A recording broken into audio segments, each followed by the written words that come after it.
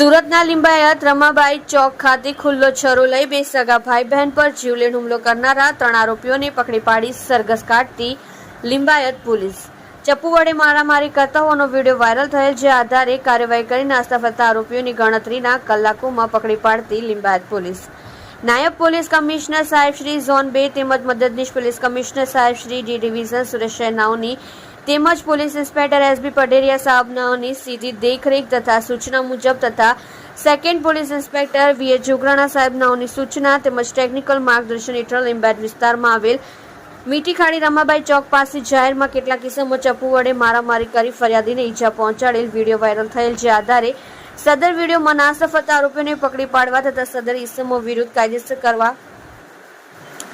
સૂચના આપેલ, જે અન્વયે સર્વેલન્સના પોલીસ સબ ઇન્સ્પેક્ટર જીવી દિહોરા તથા સર્વેલન્સ સ્ટાફના માણસો દ્વારા ટીમ વર્ક કરી તથા ટેકનિકલ વર્કઆઉટ કરી